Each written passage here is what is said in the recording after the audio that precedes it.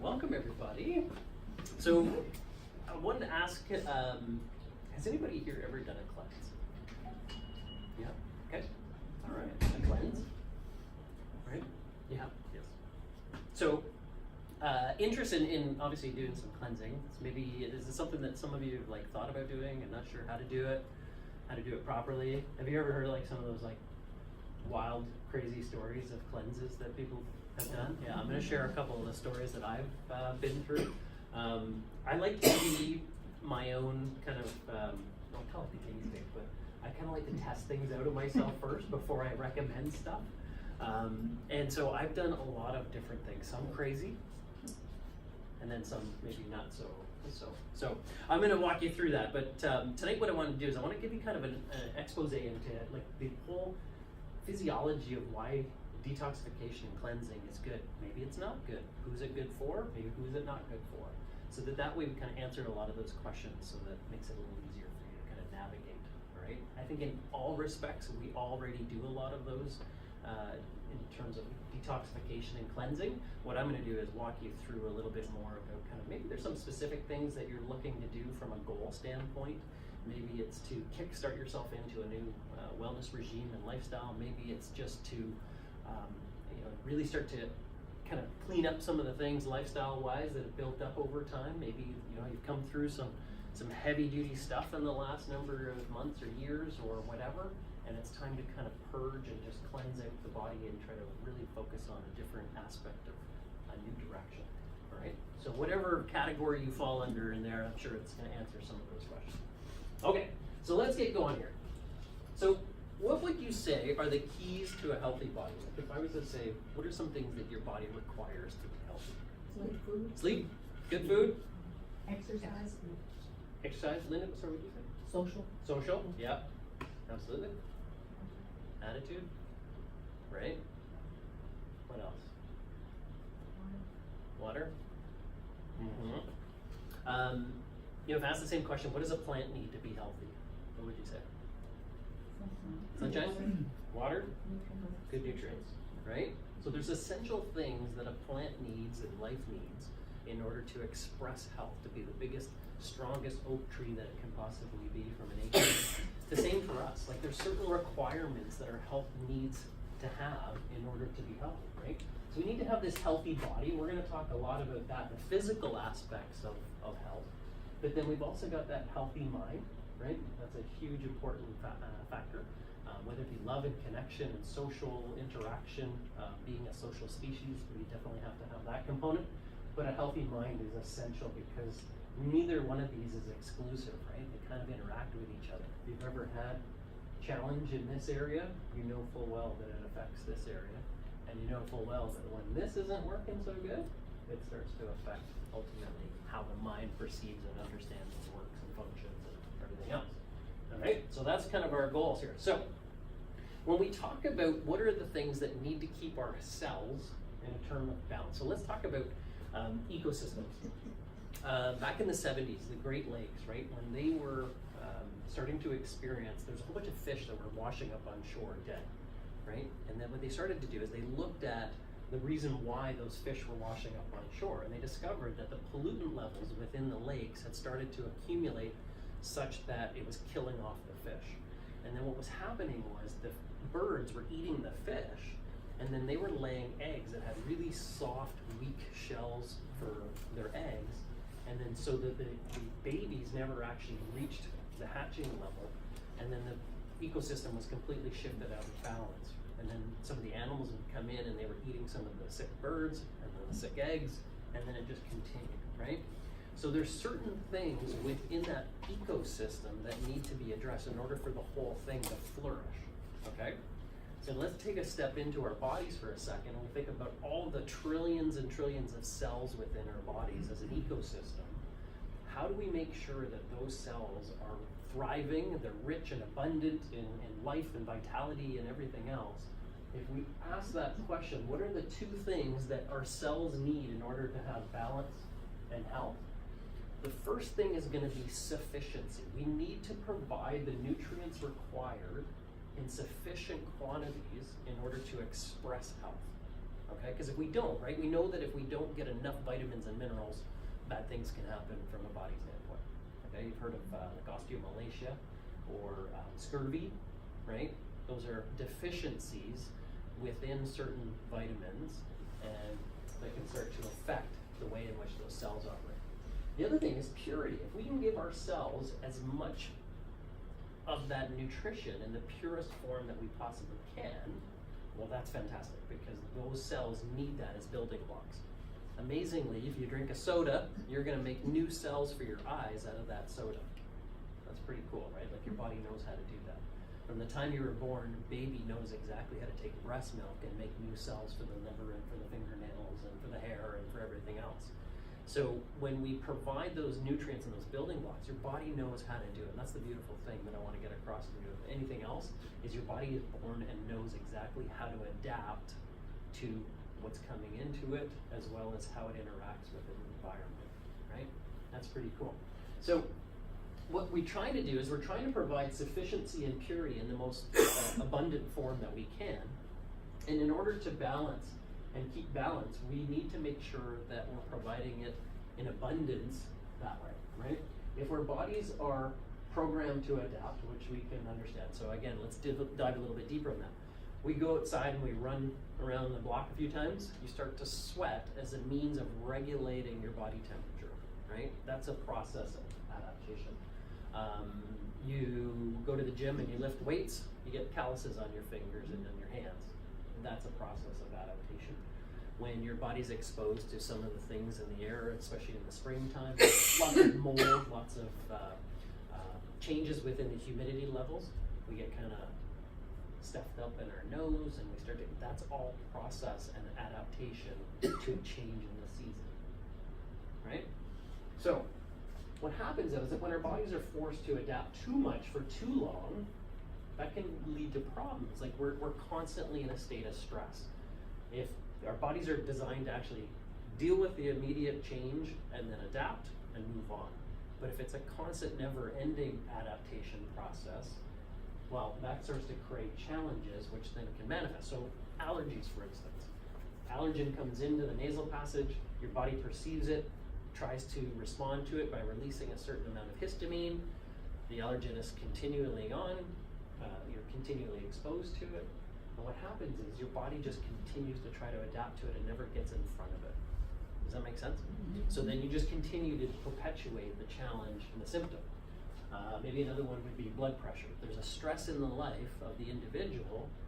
Blood pressure goes up as a byproduct of normal physiology, right? We've talked about this before in other workshops, but in the physiological response in our bodies are designed to adapt and to survive, right?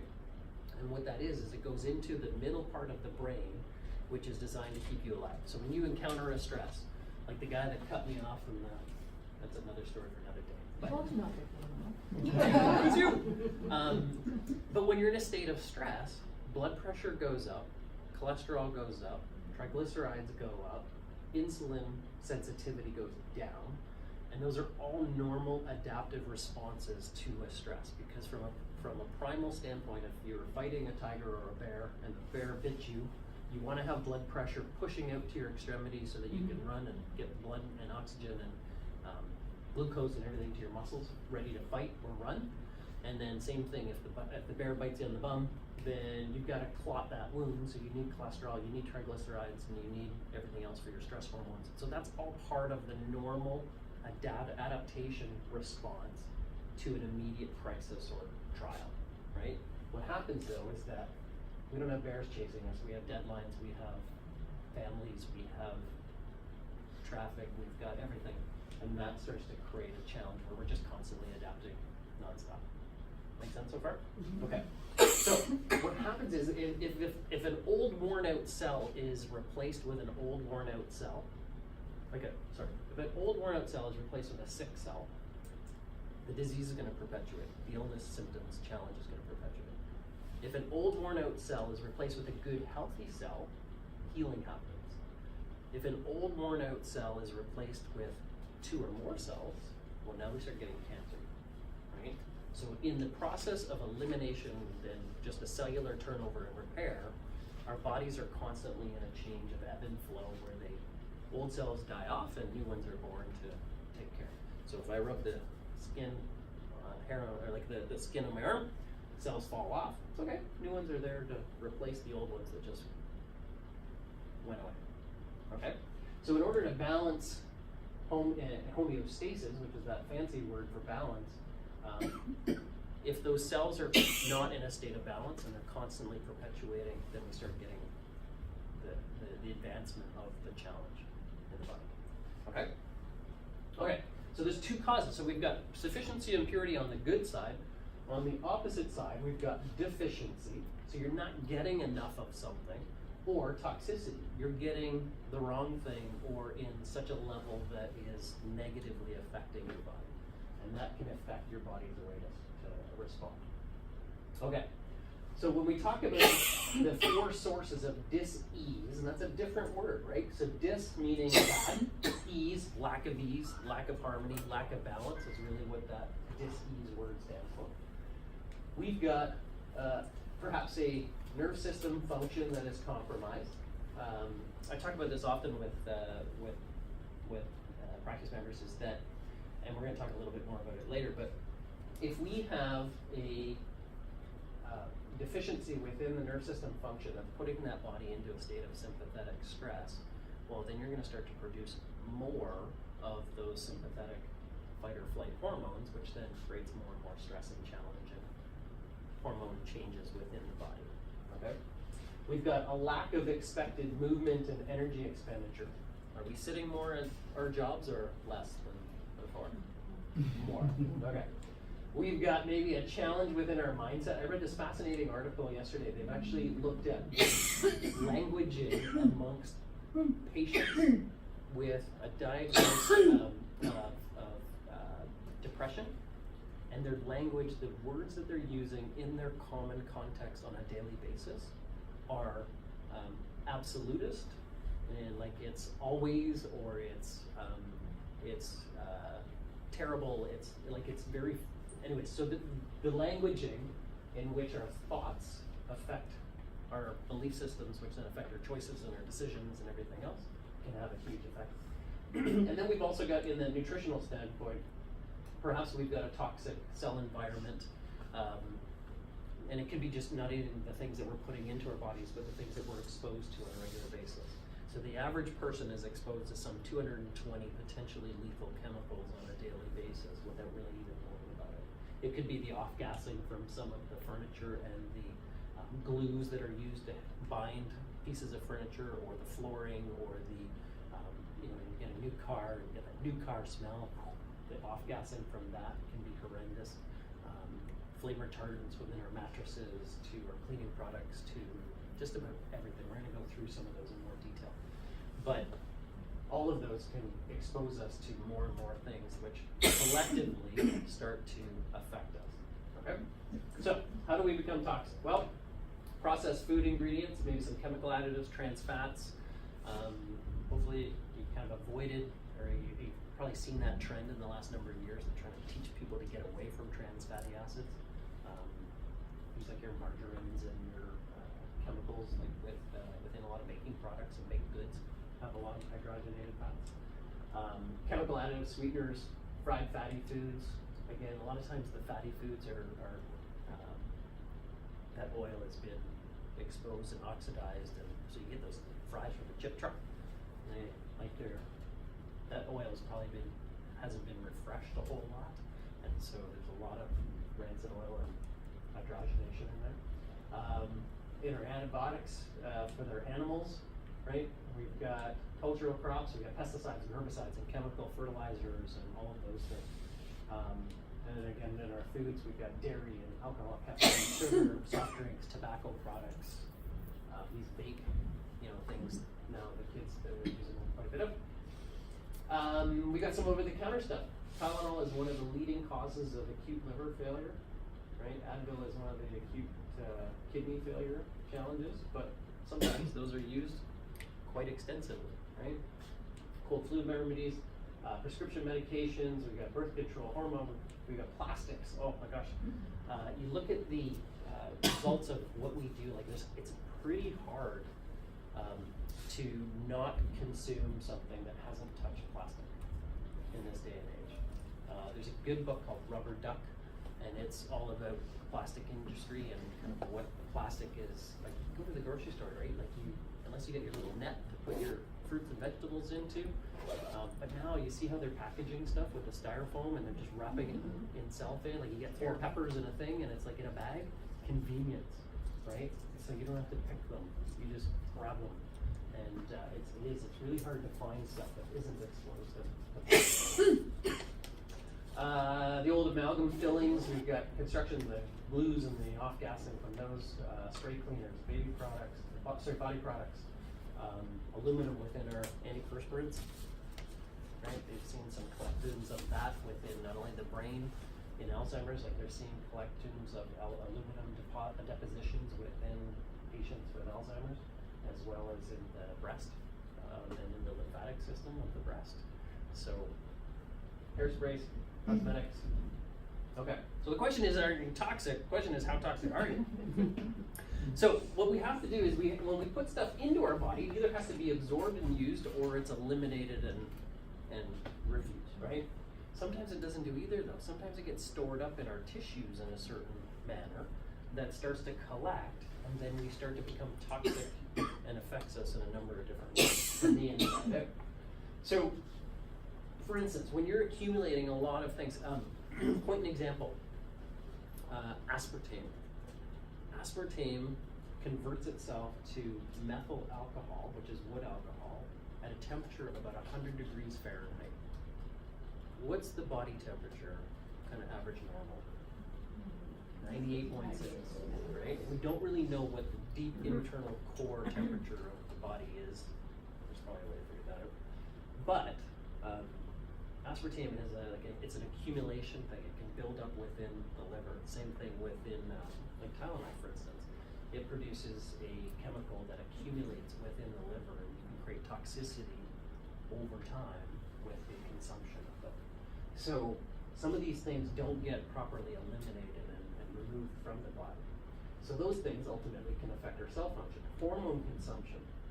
We're starting to see more and more things like phytoestrogens, phthalates, PCBs, dioxins, things that are used within the food system that not only are used for chemical and pesticide effects, but they can start to affect, so soybean, for instance, we're seeing that phytoestrogens are starting to lead to like gynecomastia, or the formation of breasts within men, boys especially, again from plastics and from the accumulation of some of these things.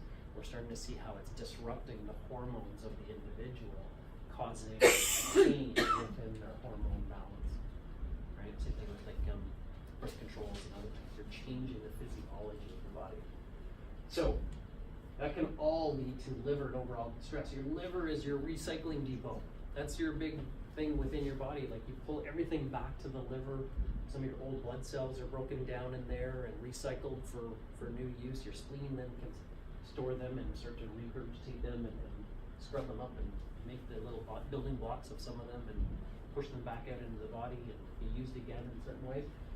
But overall, that starts to create some cellular stress. Now, your liver is probably it is one of the most important detoxification organs in your body, next to your kidneys, and as well your skin. Your skin is actually one of the most fantastic detoxification organs within your body. So that cell function, if we don't have that vitality, our ecosystem starts to suffer, and then we start to suffer, but then it can manifest itself as a number of different symptoms or body signals. It could be brain fog, it could be joint pains, it could be sinus issues, it could be digestive disruption, it could be acne, it could be a number of different ways in which it manifests as a means of letting you know that something's wrong within the body. Okay? So, every day there's a new thing that's showing that there's some sort of health problem that's linked with a chemical or a contaminant. So what do we need? We're going to talk about these three individually. First thing we got to do is we got to try to reduce the amount of toxins. One of the things they discovered with the Great Lakes is they said, you know what? We don't need to try to heal the fish. We just got to stop polluting the lake. And And when they started to clean that up, the fish and the ecosystem started to rebound, and they started to see big changes within that, right? So let's think in those terms. How do we clean up the tank or the filters or the system in order to get it to work better? Make sure that our filters are eliminating and occurring properly. And then again, maybe we gotta clean the system and give it a bit of an overhaul or reboot it so that that way it's able to function at a higher level. Okay, so what do we gotta do? Well, we gotta make sure that we're putting the right foods in. We gotta give sufficiency and purity in that regard. I like to think of the digestive system in, it's kind of like the post office. You've got the upper floor of the GI system, the middle floor, and the lower floor. So the upper floor is like when the post office gets everything from us, right? They get their big packages, parcels, and then letters. It comes in a big pile and it's a big mess. So you eat some food, and it's all mix of everything. We've got fats, we've got proteins, we've got carbohydrates. So what your body does is in that middle floor, it sorts it out. Big parcels, or big packages, parcels, letters, kind of separates it and breaks it down, right? So for instance, in the mouth, the digestive enzymes start right away. Amylase and some of those that break down some of the carbohydrates. So you eat a cracker, right? Amylase starts to break that down immediately so that way it's easily absorbed and digested in the stomach, okay? As you swallow, there's a lag time for that to get down and into that middle floor of your digestive tract, right? And when it does, it stimulates, your brain actually gets stimulated by the receptors along your esophagus that starts the gastrocolic reflex, which is gastro, mouth, stomach, colic, colon, to start squeezing and moving to start digesting that peristalsis and that process of where you're moving the food through the chain, okay? It should take not long for you to swallow a piece of food when you actually look at some like of those feeding studies and somebody eats something, kind of, it, you know, doesn't, you ever had one of those things where it gets stuck in you're like, give me something to drink? Sometimes it gets a little bit slowed down in that process. So in the middle floor then, we've got our stomach, and that's actually pointed right at the top. That's actually the liver, not the stomach. So the stomach then chops it all up, separates it into packages, parcels, letters for moving, right? So then what happens is when it gets into the small intestine, well, now your body's starting to say, okay, we gotta figure out which provinces it's going to. We gotta figure out how we're gonna break down. So more digestive enzymes kick into gear through your stomach and in your small intestine. You start breaking down the proteins into its particles for amino acids so that your body can use it for cellular repair. The fats are then emulsified, and that process comes from a little bit of shared help with your bile from your liver and your gallbladder, right? So that helps to break those down and get those processing. And then in your large intestine, that's kind of the end stage where now it's going into the individual towns and cities and streets, okay? So if we've got a problem on the first floor, that ultimately can affect how the lower floor functions, right? So when we get into the intestine, it's pretty fascinating too. You've got 25 feet of your intestines to move your food through that. So if you stretch it all out, it would be like the width of a tennis court. It's a little fun fact there. Okay? So that normal transit time, again, assuming that we're getting good quality foods in there that your body knows how to process, how to deal with. Some of the processed foods, well, those are a little sluggish and slower to process and move through the GI tract, right? And again, we've got to make sure that we've got that proper neurological supply getting through. The typical time would be about 12 to 24 hours from the time you eat that piece of food until it moves through you on a typical basis, okay? If not, if it's going through too fast or if it's going through too slow, both of those can drain your energy. But then what can happen is you can start to get fermentation within your GI tract. Have you ever noticed that when you eat certain foods and then you eat fruit, you get a little gassy? Mm-hmm. The reason why is because fruit goes right through your stomach and into your small intestine. It doesn't need any chopping and processing in the stomach. It goes right through and into your small intestine. So if you eat some food and then you've got some fruit on top of it, chasing it down, the fruit doesn't go through because now it's in the bulk of all the other stuff. And then what happens is it ferments and get gassy. And that's That's what happens. So fruit, if you can, try to eat it on its own, right? That's the point of that. So, well, what can happen is you can start to get bacteria, like the bacteria within your gut are designed to help break down that food and get it for absorption, right? But what can happen is the wrong foods are going in. If we're not getting the whole foods, we're getting a lot of processed foods. Our balance and our flora and our bacteria can get out of whack. We can start to get overabundant in our yeast. Have you ever heard of candida? Right? That's from the abundance of sugar. That's an example of how when you get an abundance of sugar, it weakens the bacteria to keep the candida in check, and the candida flourishes because it's adaptation. Your body's trying to adapt to a never-ending supply of an overabundance of sugar. Make sense? Okay. Okay, so when we get a healthy tummy, right, we don't get too much of the toxins starting to form, because again, if things are fermenting inside, if they're not moving through the GI tract, and the peristalsis is really trying to push and squeeze. You've heard of IBS, right?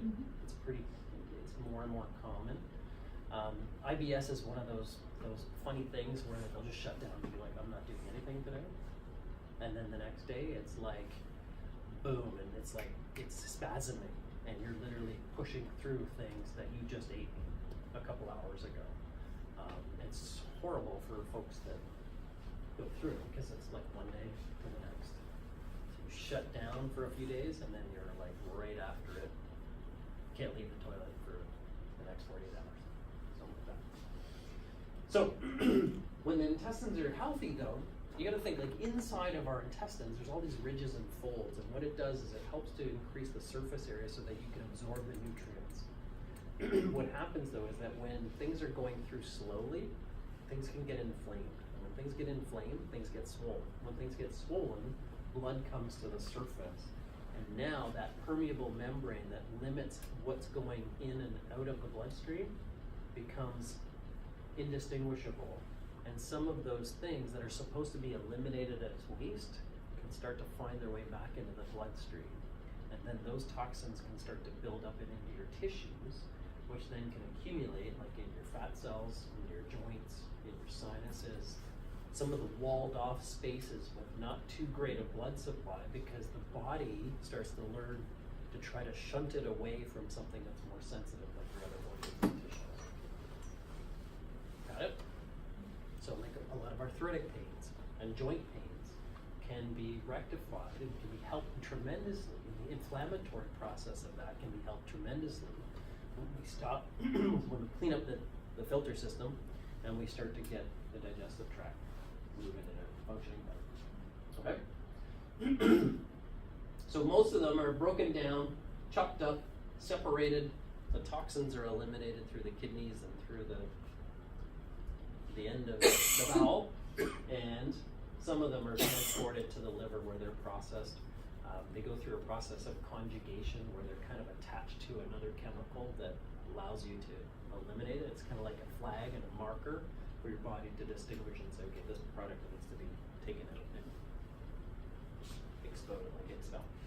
Okay. So let's talk about flora for a second. So the bacteria that we have within our digestive tract is so important, because 80% of our immune system lines our GI tract. So what's the main way that bacteria and viruses can get into our bodies? From what we eat. So the body, in its super smart wisdom, designed the immune system to be housed largely around the GI tract, because that's the primary way that you're going to get things into your body. Okay? So what happens is that the flora, the bacteria in your GI tract is kind of like your force shield. Right? You've seen Star Wars, kind of put the shields up. It protects you from a lot of those negative viruses and bacteria from entering into your bloodstream, and it handles them and kills them off and deals with them and eliminates them. But if the weakness within the flora is present, then what happens is now we don't have the battle happening, and things can start to find their way into our bloodstream, including some of the toxins that are supposedly being eliminated. Okay? So, if we don't provide in abundance with sufficiency, we don't have sufficiency with our flora balance, right? So we don't have good probiotic, and it's not just the capsules that you take.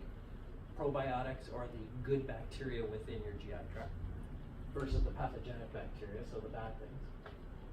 Irritation of the gut lining, which then it causes more inflammation, more irritation, more blood to the surface, more deactivation of our shield and our semi-permeable membrane that keeps things out. You've heard of, anybody heard leaky gut? That's what I'm kind of referring to, is an loose kind of, like leaky gut is that. It's just that everything's so inflamed, it's just like a two-way street. It's only supposed to be a one-way street, but it's like a two-way street where things can kind of pass back and forth between the bloodstream and the colon. Some people don't process gluten very well, dairy products, caffeine, yeast, alcohol, refined sugar, bacterial toxins, NSAIDs. Again,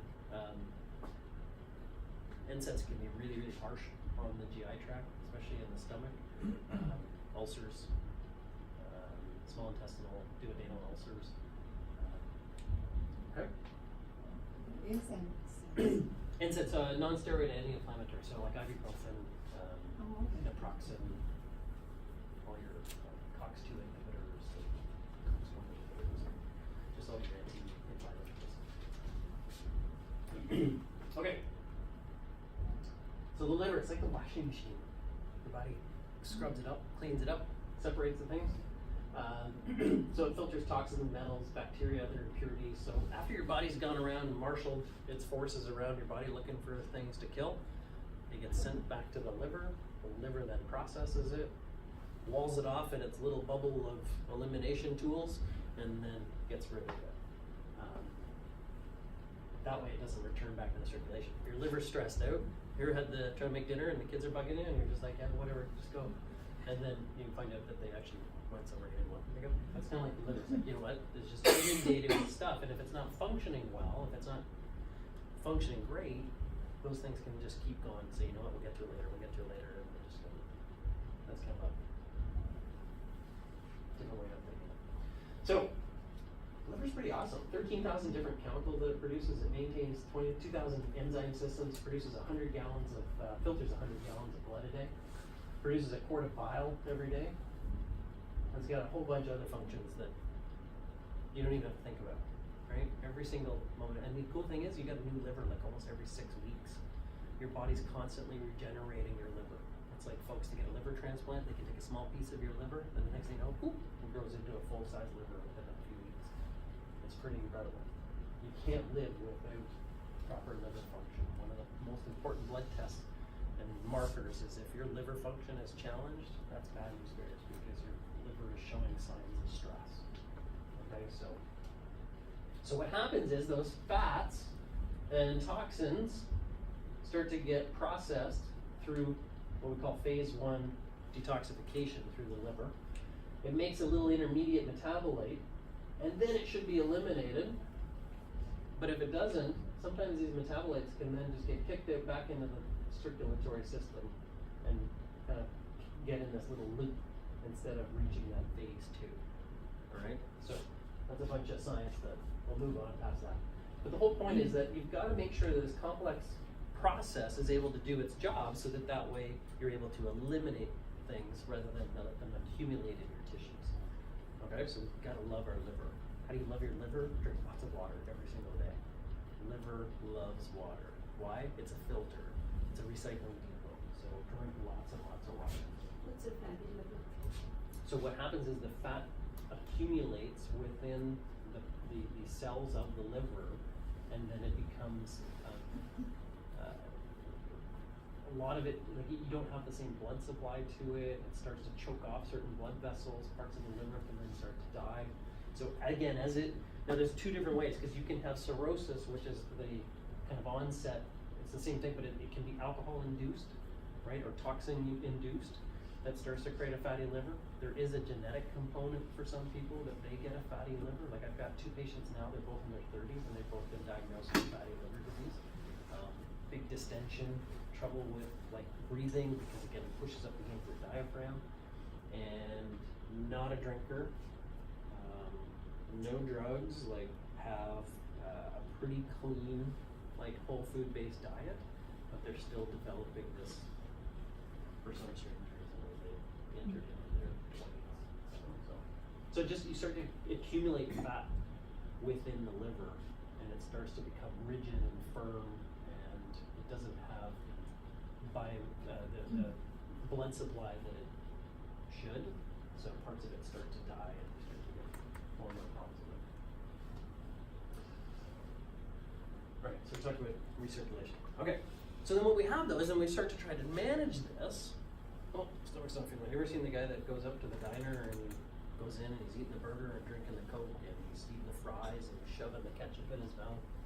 And he's like, he walks out, he's like, oh, I don't feel good.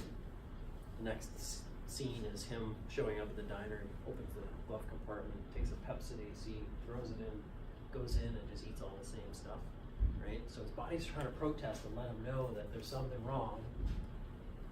That's kind of the nature of it, is that sometimes we try to mute that hush or that voice of nature that's trying to say, hey, something's up. So these body signals, I said, I talked about joint pains, skin troubles, digestive problems, muscle cramping, discoloration of the eyes, trouble like in a number of different ways, mental fog, lack of clarity, sleep challenges, all of that stuff can be manifestations of a system that is struggling to process. Okay? So we got to make sure our filtering system is absorbing and eliminating. So what do we do to make this happen? We got to make sure that our neurological supply is proper. We got to make sure that there isn't any of those challenges. Again, this is the representation of the autonomic system. So this is the nervous system controlling and coordinating your heart, your lungs, your stomach, your liver, your pancreas, digestive tract, kidneys, reproductive areas. Those interferences by those shifts within the spine can start to disrupt. Again, if you start to have challenges with that first floor, it can ultimately affect the second floor. How many of you notice your digestion is improved when you start getting adjusted? Right? Absolutely. So there's key areas within the spine that start to affect digestion. So we also got to move well. By moving our bodies, we sweat. Remember I said one of your most important organs in your body for elimination is your skin. So some exercise, sitting in the sauna, maybe in the sunshine. I just got an infrared sauna a couple of years ago. Oh, it's fantastic. It is so good. I sit in there about 3 times a week, and it's got like a little radio, and it's got like mood lighting, and you can just kind of chill out in there. I call it the think tank. I go in there and I go in there and I read. I watch hockey sometimes, but for 40 minutes, 45 minutes or so, oh, it's fantastic. It's such a good way just to get blood circulation, get your lymphatic system. You know what your lymphatic system is, right? It's part of your immune system, but it's also part that just drains blood from your, fluids from your interstitial spaces between the cells. It keeps the balance within a whole bunch of elements within your body. Sauna is fantastic. Sunshine, get some vitamin D. Deep breathing, your lungs, right? That's another way that you actually expel a lot of toxins is through your breath and through breathing. You push off carbon dioxide, but you also push off a lot of other toxic things that your body can process, right? Bouncing, just a simple act of exercise is also good for massaging the organs. Have you ever gone, have you ever done exercise and then like, oh, I gotta go to bed, right? Or you go for a walk and you're like, yeah, that stimulated things, I'm ready to go. So it's just that, it's the simple bouncing of the organs and massaging, right? You know those little rebounder trampolines? That was one of the things that they were designed for originally, is just to hop up and down to stimulate your lymphatic system, to start moving and circulating fluids throughout your body and massaging your organs too. Okay? So we're going to clean the filters, we're going to move well, we're going to think well, right? Again, we talk about periods of prolonged stress. We don't have bears chasing us. Our bears are different. They're traffic and jobs and deadlines and internet and all the other things that go on. Floods, my goodness. So when there's periods of prolonged stress, it pushes your body towards that sympathetic fight or flight state. In a sympathetic fight or flight state, you're fighting bears. You're not thinking about digesting, filtering, processing, and eliminating, right? You'll notice that your digestion shuts down when you're under periods of stress. because from a sympathetic fight or flight, you're not thinking about doing that. You move blood away from your organs when you're in a sympathetic fight or flight, not to your organs. So when you sit and relax and rest at the end of the day, the blood goes back into your stomach. You have a little sleep after Christmas. You know, after Christmas turkey dinner, blood's all in your stomach. That's the effect. You know, when your body's in a sympathetic state for prolonged periods of time, because now you've got the inhibition of those enzymes, and so when you don't have digestive enzymes, they don't protect the lining of the stomach and the duodenum of the small intestine, and then ulcers start to form because you don't have the protection of those additive pieces that help you to process things. Okay? Like I said, digest things, indigestion, constipation, they can even create diarrhea, incontinence, colon spasms. So when we're driving and we're eating under stress, eating on the go, what I'm going to suggest is you've got to take some time to really just focus on the physical act of chewing, right? Like sit, relax, breathe. How many times have you ever gotten like, I'm so starving? Yeah. And you just like, and you're like, oh, slow down a second, right? You're taking in air at the same time, but again, even that can eliminate the processing and production of digestive acids and enzymes and other things. So just taking your time to really chew each and every piece and move it properly. Okay. So let's talk a little bit about any questions on any of that part so far? Any question? You mentioned the importance of hydrating. What's an optimal amount of water to consume in a day? That's a good question. I always say, like, don't go by numbers, go by your pee. Oh, Your pee should be clear, like all the time. So maybe a very tinge of yellow, but you should be, if it's yellow, that means you're dehydrated. Like if it's orange and brown, that's not good. That's not good at all. Now some medications will affect the color of your urine. Some vitamins may affect the color of your urine, but still, your goal should be drink enough that your pee stays clear, is what I would say. You know, some people have said in the last few years, like, you know, the 8 glasses a day may not be enough for some people, maybe it's too much for some people. Another way you can do it is, I always said, look at your body and talk to it, like listen to it. So if you grab the back of your skin and you let it go, it should disappear right away. Or if you take the flat bone of your shin and you push on it, there shouldn't be a dent when you take your finger off. Those are some ways that you can check, right? Like in retirement homes and stuff. Yeah, you can grab the skin, right? Like in seniors especially, they're so dehydrated. A lot of the seniors I have in my practice, like I'll check them, I'm like, oh, you're not drinking enough. They're like, oh yeah, thanks. But just those little simple tests can be ways that you can monitor and listen to your body kind of giving you effect. I like the shin one, especially for those of us not,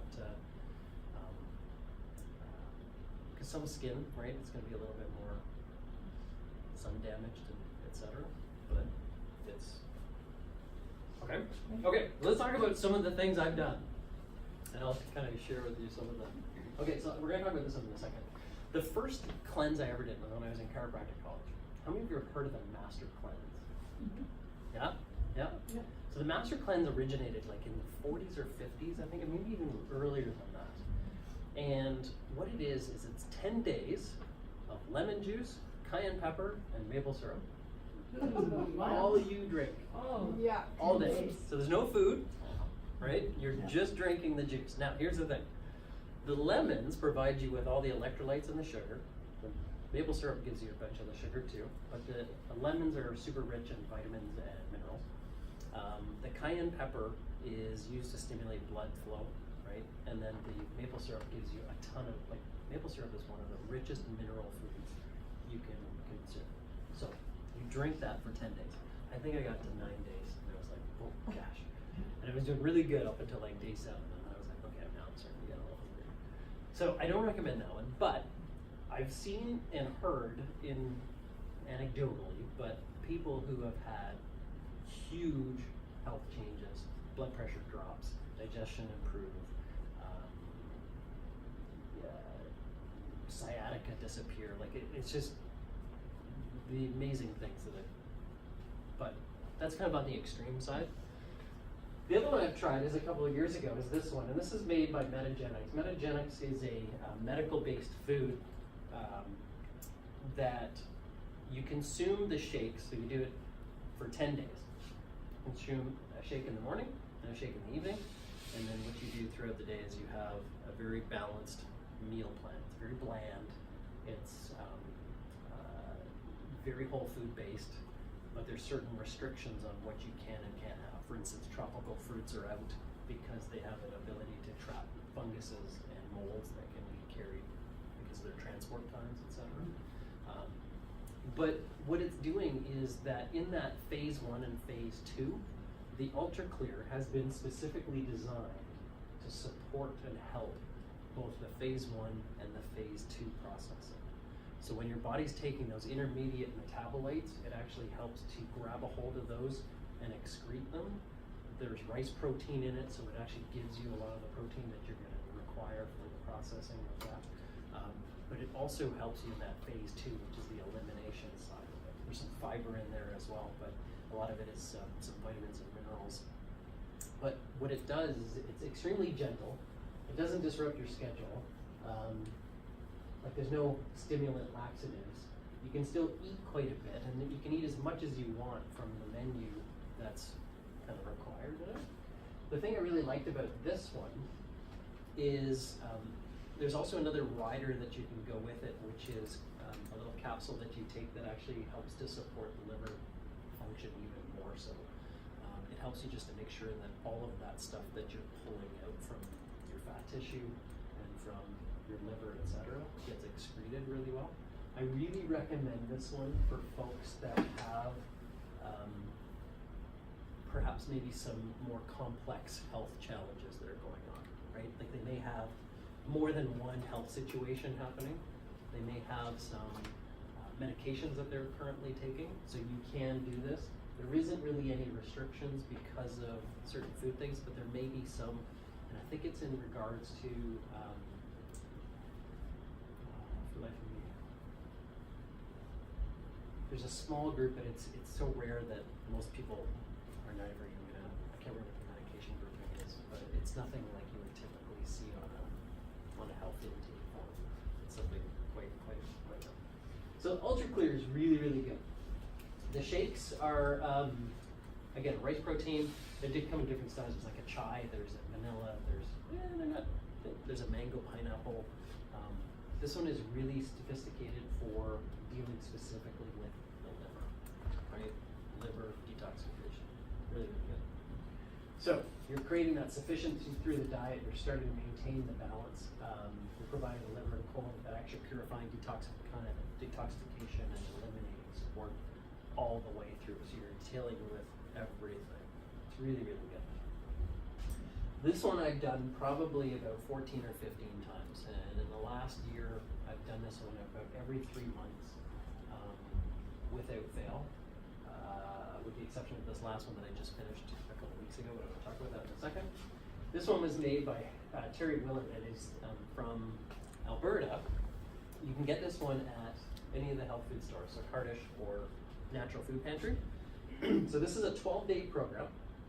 Inside this box, there are 3 bottles of tablets that you take, and one of them is for the liver, one of them is for the colon, and the other one is for the bloodstream, and as well to kidneys. So you're kind of getting the whole gamut of everything. My wife will tell you that the laxative colon part of it, you gotta go a little easier on. I would say that the more toxic the body is, any one of these is going to be, those first few days are gonna be the biggest challenge, because you're cutting out some things. So you gotta kind of ease your way into it a little bit. I always say that, like, you're not gonna go gusto and then just jump right into this on a Monday and then think you're gonna be feeling terrific. This one you can have coffee on. The other one, yes, you can have coffee on. But no dairy, no sugar, no grains. It's really just 80% of your diet is coming from whole foods, vegetables, Is that like the fruits. keto diet or one of the diets that's Uh, out there? I- Because it's whole grains and no milk. Yeah, no, it's not as extreme as that. Okay. Not at all. Oh, no. What's it cost? This one's about 43, 46 bucks. The one we did was ridiculously expensive. Yeah, so the Metagenics one is about 120, and that's a Is 10-day. But again, that one's a little bit more complex.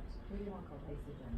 Is that similar? Yeah, so that's another product. I've done that one too. It's actually quite good. Yeah, It is on the pricier side. They actually do have good quality ingredients in their stuff. Their protein is actually quite good. Yeah, it's really good. So this one, I love this one. Like it's easy. I've done it, like I said, 14 or 15 times.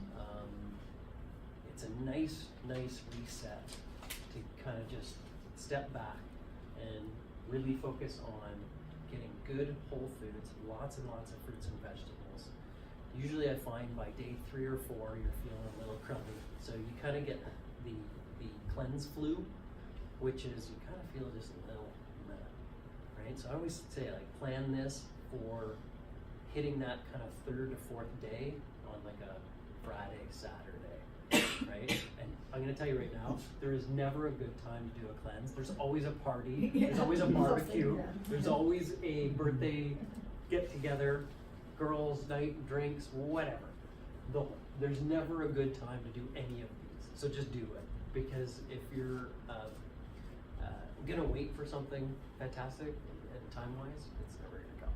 So the other thing I like about this one is, for me, it helps to just cut out a lot of things. So it's things that, like, if you're already eating fairly well, but you're gonna start to cut out some of the other things that maybe you're accustomed to getting, like dairy, sugar, some other ones, some of the grains, etc. This one is nice because 20% of your meals can come from proteins, and then 80% is going to come from mostly vegetables and some fruits. Fruits are going to be things like your berries, plums, pears, apples, but none of like the kind of tropical or like no mangoes, no oranges, no grapefruit. You can have lemon with this. It's really, it's a fantastic one. I really like it. By the time you hit day 6, 7, you're feeling amazing.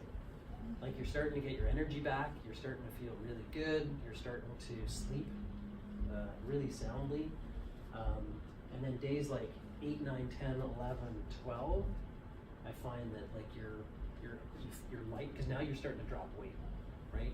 Because you're eating like queen or king on this thing. You can eat as much as you want, just as long as you stay within those parameters. So you can eat as much. You're never really hungry, but you always kind of have a little edge, like you're looking for something, because your body's just like soaking up nutrition. Like your body's really starting to pull it in. You pee a lot with this one because your kidneys are working overtime. Like your thirst factor goes up quite a bit. Like you're just craving water all the time through the day, so you can have like some herbal tea with it. This one's really nice. Juice cleanse. This is the one I just did 2 weeks ago. So I did I cowboyed up and I did a 5-day juice cleanse. Nothing but juice for 5 days. So in this box came 25 different juices, and there's 5 that I drank each day. And it's sequenced in a certain manner so that way you're getting proper support. So you're getting a lot of the big basics that are helpful for colon nutrition and liver function. So you're getting a lot of celery, kale, spirulina. Spirulina is one of those cool vegetables and leafy greens that you can actually take that actually grabs a hold of heavy metals and helps to get rid of them. Lemons, I say beets, apples, carrots. I loved every single one of those juices. You can get these at Farm Boy. I think they have them now at Loblaws as well. So if you want to try one of them, this Envy one is really celery based. So it's kind of got like a nice vegetable taste to it. There's another one in there called the Hulk, and it's a little bit meatier. So this one I found, like I was still going to the gym and I was doing things. My wife, the first 2 days were kind of brutal, I'll be honest. You cut coffee out, right?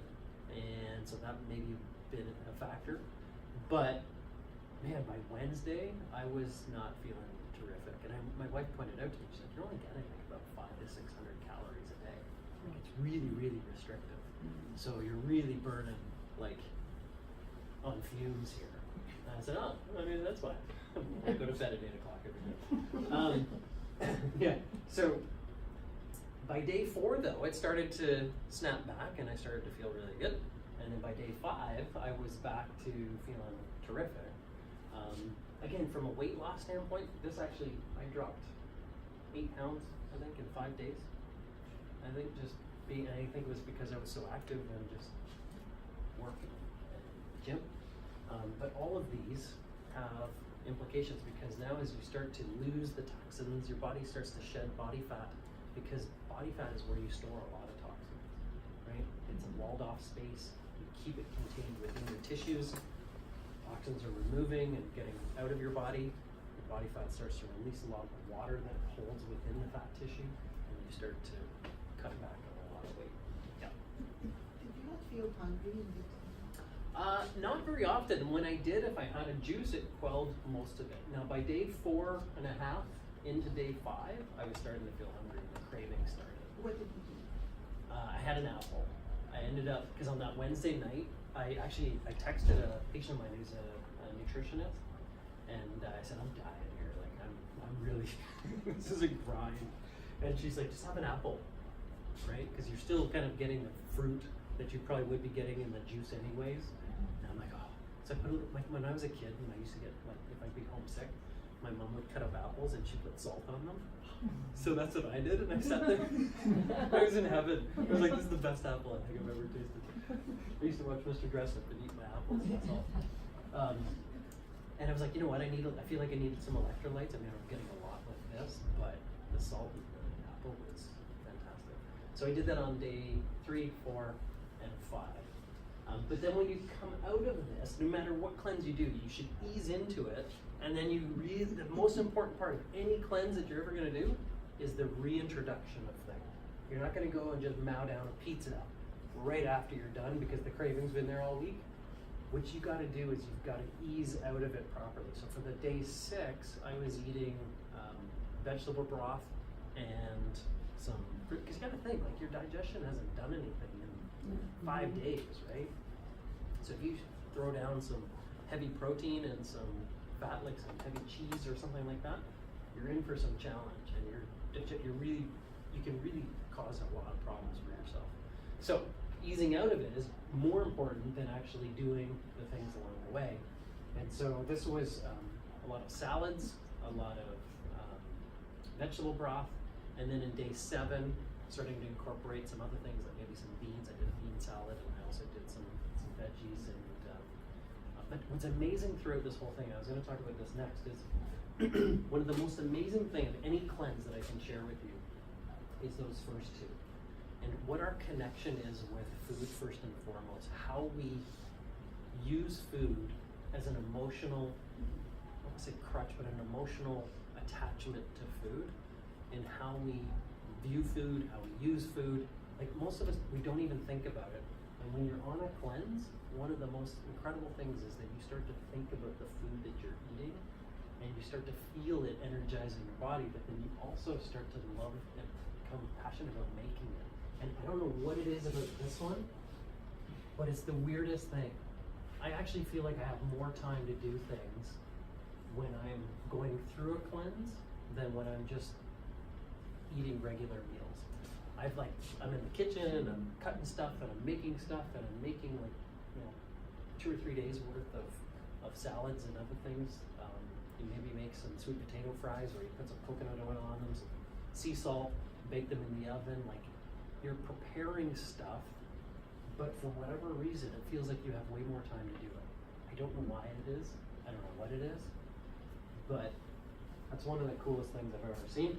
But then the other thing is the connection with yourself. You start to really tune in to what your body feels like when you start to get that energy back. You're like, oh my gosh, like, I'm sleeping amazingly. For me, 8:30, 9 o'clock, I'm like ready for bed most nights. I get up at 4:50 every day. So, like, I'm ready for bed. But when I'm going, like, I'm up till 11:30, and I'm not tired, I'm like, okay, I gotta go to bed, because it's just something I gotta do. It's the strangest thing, but you can become so much more energized when you're getting some of those things in, and you're cutting out a whole bunch of them. You learn some new recipes, learn how to appreciate kind of different nuances within things. That's the other thing, your taste buds. It's incredible. Like, you eat a piece of broccoli, you can taste the peppery kind of nuances to the broccoli, or a piece of cucumber. When you eat something sweet after you're finished, it's unbelievable how sweet it tastes. Like, it's almost off-putting and how much it affects you, right? Or if you have something heavily processed, it just doesn't have the same taste. But even coffee, when I went back to coffee after the juice thing, I'm like, I don't feel like I really need it. Like, I like it, I like the ritual of it, I like making it in the morning, and I like sitting with it, but I didn't feel like I actually really need it. And now I'm, 7 days later, and I still don't feel like I absolutely need it.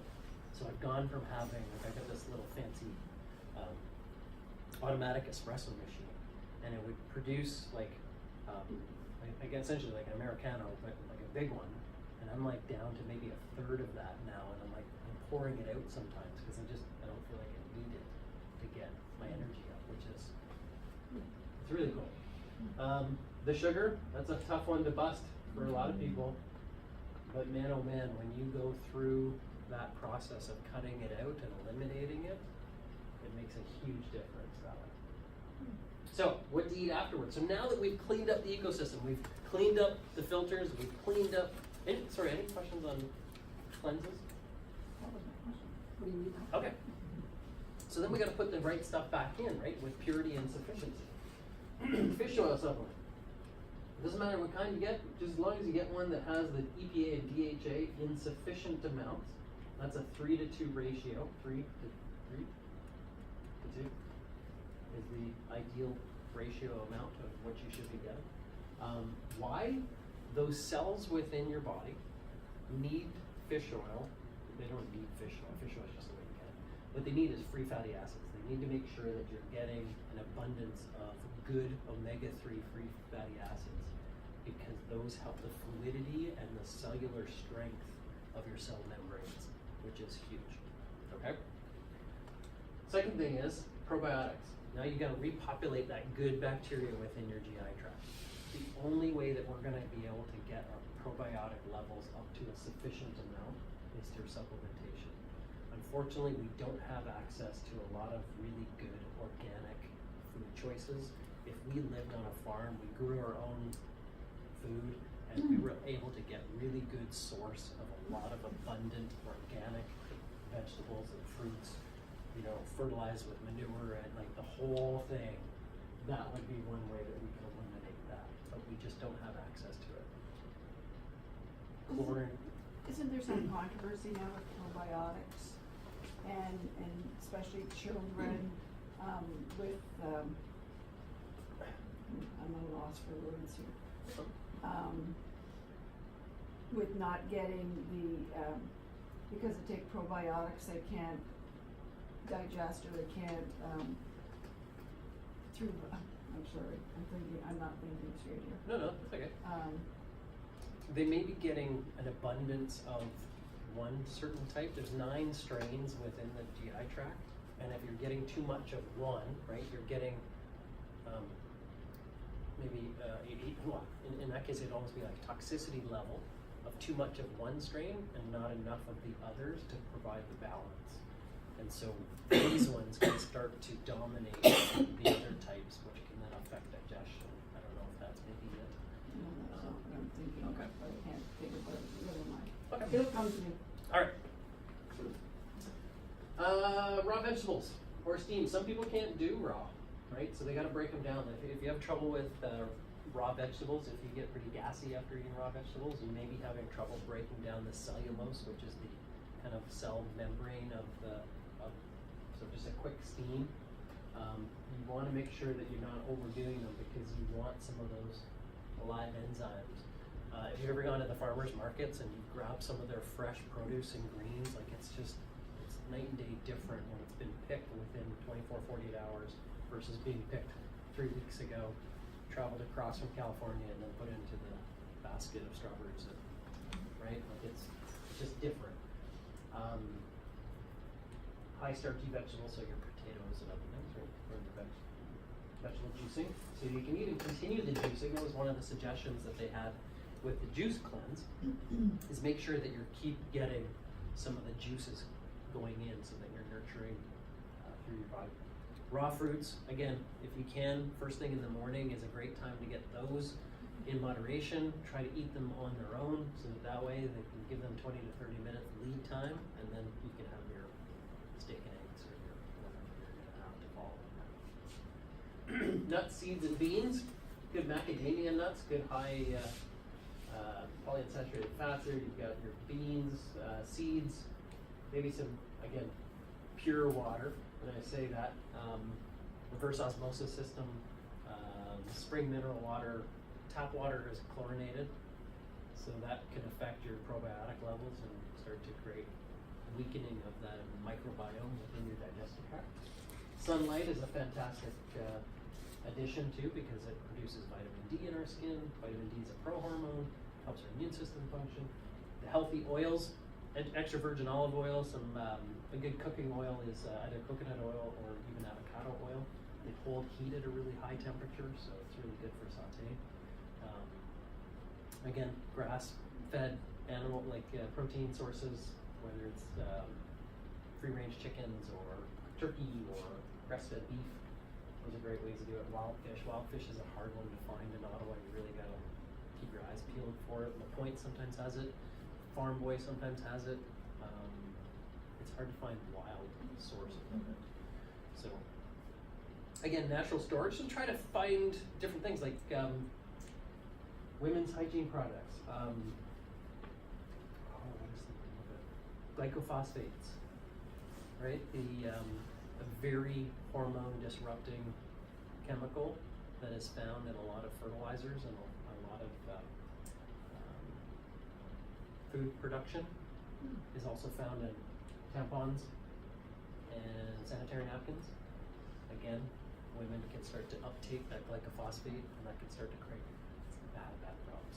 Would something, I don't know, would something like that be an addictive to estrogens or no? Probably. Yeah. Okay. Green fibers are soluble. They're not water soluble like a vegetable, right? They don't take on water. What that can do is you can delay some stomach emptying. So, but it can also increase the bulk, is really what it is.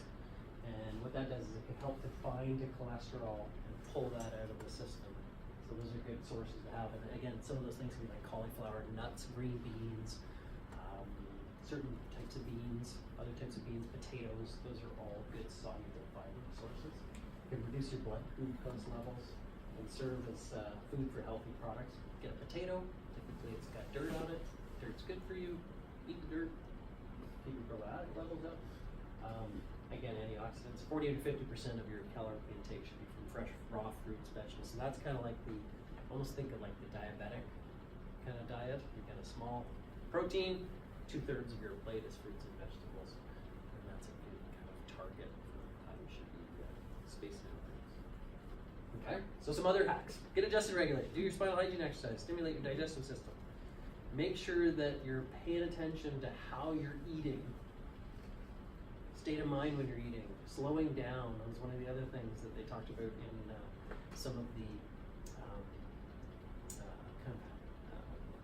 easing out of the cleanse. Really pay attention to when you're chewing your food. Like chew it multiple times. Heard your mother probably tell you, chew your food before you eat 12. Yeah. Same thing.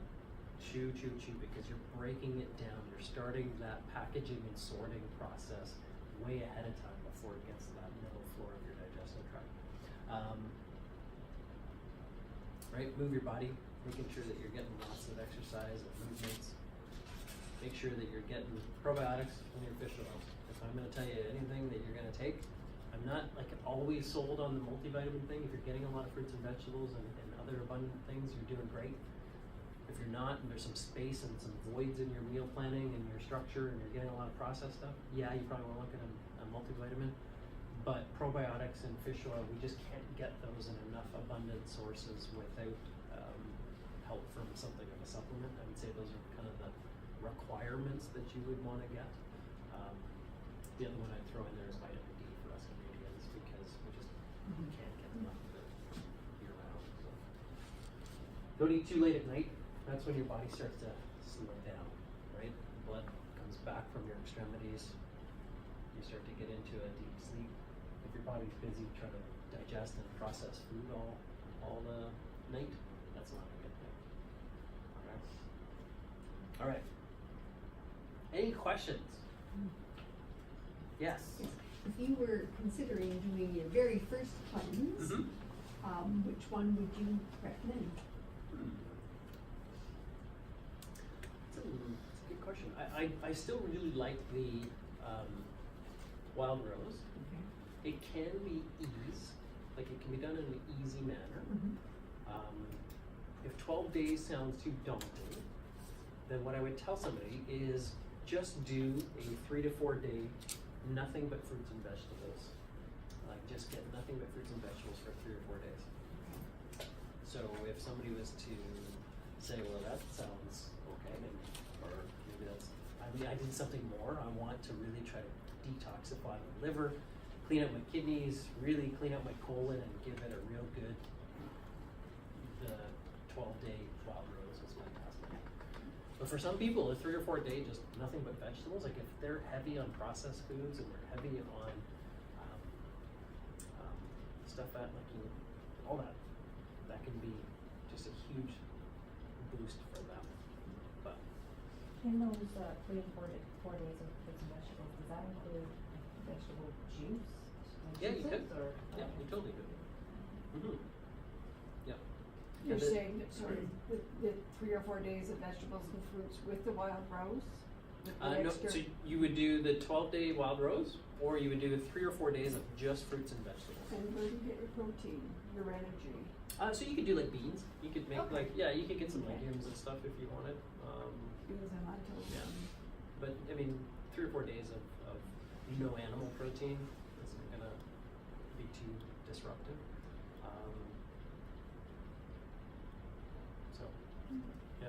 So if you're doing the 3 to 4 days, you said no fruit, like oranges and So pineapple. that's a little bit more different. So that's more in the side of some of the cleanses, like the ultra clear and the wild rose.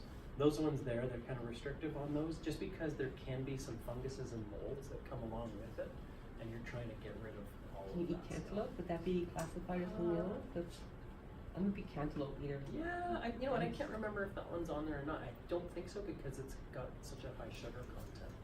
Okay. Sure. Okay. I don't think it is allowable. With the wild rose, what was I gonna say? It's like I said, it's still one of my go-tos. It's one of my favorites. I really enjoy it. It's like it's intense for those first middle couple of days, but like I said, you can have coffee. So if you can't get rid of that, then Is it, one of these things that says no coffee, I wonder, is it the coffee bean itself, or is it the caffeine, in which case is tea allowable or not? all of them will allow herbal teas. Okay. Even with the juice cleanser, like you can have herbal teas.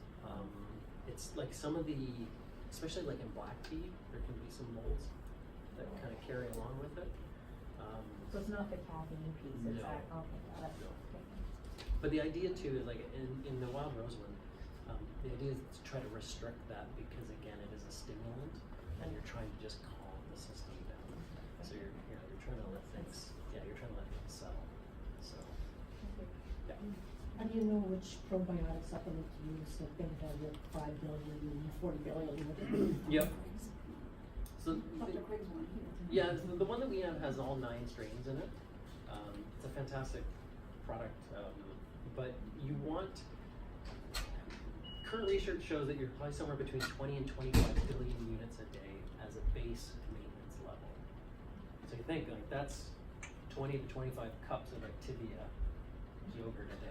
Right? They boast 1 billion units in a cup of yogurt, but but you're just never gonna get there with that, and you're only gonna get, I think it's 3 strains in Activia. So like, oh yeah, I do yogurt, I do kefir, that's great. Call those a bonus. Ferment your own foods, make your own sauerkraut, make your own kimchi, make your own kombucha. Those are awesome. Consider those a bonus. But you probably want to still supplement with a little bit extra just to make sure you're covering your bases. So like I said, with probiotics, it's not just your GI tract. Probiotics then are distributed to all the other parts of your microbiome, your nasal passages, your your mucous membranes, your skin, your eyes, your sweat, your tears, like all of that is part of your protection to keep you from viruses and bacteria and such. But yeah, you want something that's gonna give you at least 15 to 30 billion, I would say, on a daily basis. Sounds like a lot, I know, but the capsules are like super tiny. But it's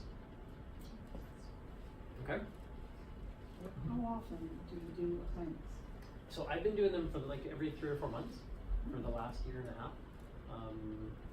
I was doing it about once a year, and then I kind of wanted to get into a routine of it, so now I just do it every quarter. So January, yeah, I've overindulged probably over through Christmas, and I got a bunch of foods that I'm not used to, so I like doing it then.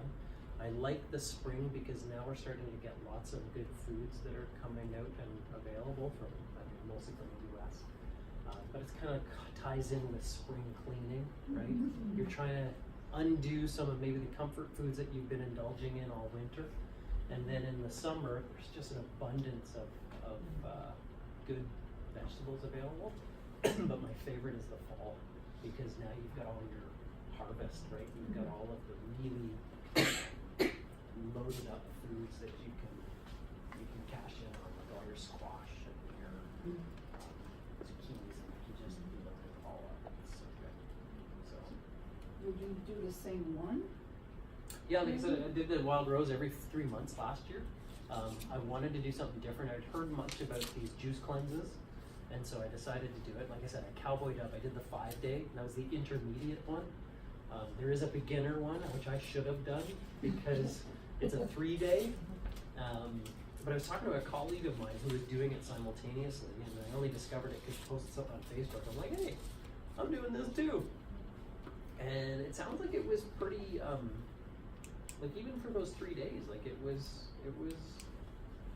a reset for sure, and it was a challenge, but she found by the end of it, like she felt terrific. So, and then a couple of people that had told me about it, I contacted them and said, yeah, I'm in the middle of the 5-day. Like, 5-day? You're crazy. You should have did the 3-day. But they actually do a 10-day one, and they also have a 1-month one. Oh. And so the 1-month one is like you've probably got a whole boatload of health issues that you're trying to squash, or you're trying to just completely overhaul.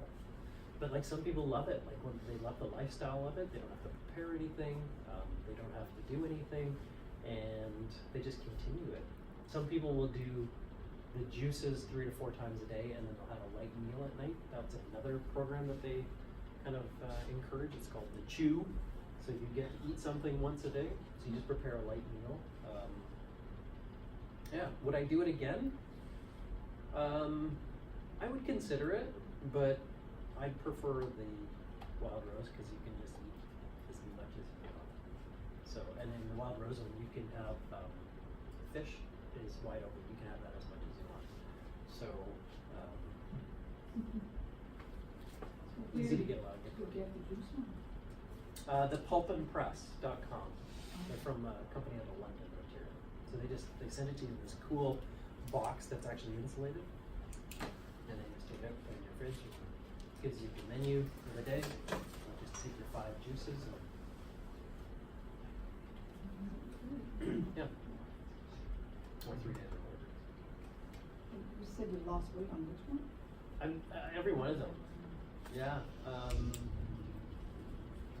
For me personally, I think I've actually lost about, and purposely, because I had started to get a little too indulgent with my foods. I'm about 14 pounds anyway. But see, in the juice one, it was like 8 pounds in 5 days. So there's a good stuff that you're getting rid of. I mean, it's bad stuff I don't you're know. I getting mean, I think you're shedding a lot of water. I think that's the big result. Like when you're not getting, I mean, you're drinking juices, but when your body is holding on to toxins in your fat cells, it'll hold water there too. So when you start to let that out, you'll dump a bunch of water. Like my wife, she gets frustrated because like, you can do this thing and lose 10 pounds, and I'll do it and I won't lose like 2. That's So- a guy thing. Maybe, yeah. Guys will lose weight twice as fast as Yeah, maybe it is. But I'm the one in the sauna and I'm like sweating and like there's other factors involved for sure. But like when I was on the juice cleanse, I think it was in the sauna every day. Just because it was just like a relaxing thing to but it's so good. It's so good. I got a picture of it the other day, like the whole floor was just a big puddle. It was so gross. But it's so good. Yeah. Okay? So, anybody gonna, like, if you ever have questions, if you're thinking, yeah, I think I'm gonna give this a shot, I can give you some guidance there. If you're on Facebook, actually, the Wild Rose has a really good Facebook group, and it's it's a really good support group because it offers you like some recipes. Like one of the things that was tricky, the very first time I ever did it, there was no recipes. There was no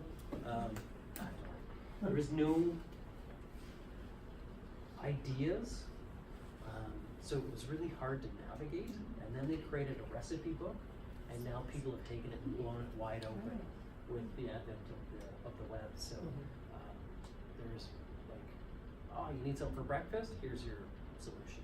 Oh, you need something, a new idea for lunch? Here's a great solution. So it's been super helpful. Okay? Love your liver. Yeah. Is that presentation you will send out? Yeah, so I'm recording it there, and it'll be available, so I'll upload it, and then it'll be ready if you want to go back and watch it. If anybody wants notes from anything, let me know, and I will prepare them. So I'll put that together, and then when I send the email out to notify you that it's up, I'll include the notes and stuff. Okay, cool. Okay? Thank you. You're welcome. Apologies for the joke, I didn't think you were recording. I didn't hear it. What was your joke? Sorry,